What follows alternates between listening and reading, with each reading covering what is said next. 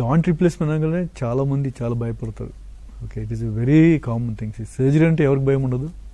కాకపోతే once they come to us, చెప్పే explanation బట్టి టైం స్పెండ్ చేయాలి పేషెంట్ తోటి, డీటెయిల్గా చెప్పాలా సర్జరీలో ఏమవుతుంది ఎగ్జాక్ట్లీ, ఆ సర్జరీ చేసిన తర్వాత ప్రోగ్రెస్ ఎలా ఉంటుంది, ఏ టైంలో సర్జరీ చేసుకుంటే బాగుంటుంది, ఇవన్నీ ఇంపార్టెంట్.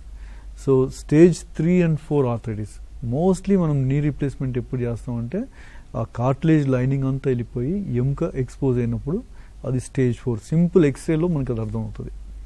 కొంతమంది పేషెంట్కి స్టేజ్ 3లో ఉండి బాగా నొప్పి ఉండి జాయింట్లో ఉన్న మిగతా పార్ట్స్ కూడా డ్యామేజ్ అయ్యండి, లైక్ లిగమెంట్స్ ఉంటాయి, డిస్క్స్ ఉంటాయి, అవి డ్యామేజ్ అయ్యి పెయిన్ చాలా వస్తుంది. మనం conservative measures like pain killers, physiotherapy, injections అవన్నీ ట్రై చేసినా కూడా నొప్పి తగ్గట్లేదు అనుకోండి, the next choice will be a replacement.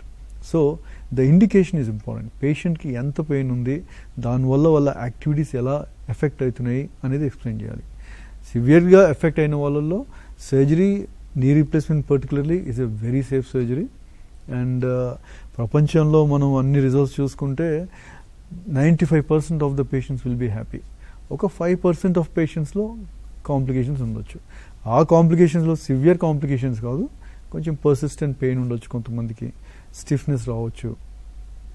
అరుగుదల జాయింట్ రీప్లేస్మెంట్ చేసిన తర్వాత అది అరిగిపోయి మళ్ళీ సర్జరీ అవసరం అనేది దాన్ని longevity or survival of the implant అంటాం.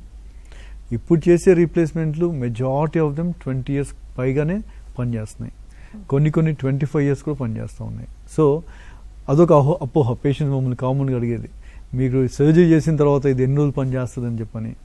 సో 20 years వరకు 95% అండ్ అబోవ్ పనిచేస్తాయి, కొన్ని 25 years వరకు కూడా పనిచేస్తాయి.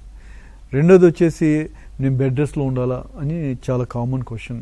Again with the latest technology, particularly pain management, సర్జరీకి వెళ్ళే ముందర will give all the details to the patients. మీరు ముందు ఏం చేయాలి, ప్రీహాబ్ ఫిజియో ఉంటాం, ఆ ప్రీహాబ్ ఫిజియో చేసుకోవడం, ప్రియంప్టివ్ అనాల్జీసియా అని చెప్పని పెయిన్ కిల్లర్స్ ఒక 2-3 రోజులు సర్జరీకి ముందే తీసుకోవడం బెటర్. దాని తర్వాత just before the actual anaesthesia ఇచ్చే ముందర will give a block to the knee. ఇది ఐప్యాక్ అని కొత్త టెక్నిక్. జాయింట్ వెనకాల వైపు ఉండే నర్వ్స్ని అనెస్థీసియా ఇచ్చేసి బ్లాక్ చేస్తాం.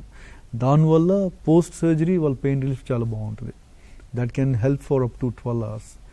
And intra-operatively will give some infiltration of local anesthesia around the joint. That also reduces the pain.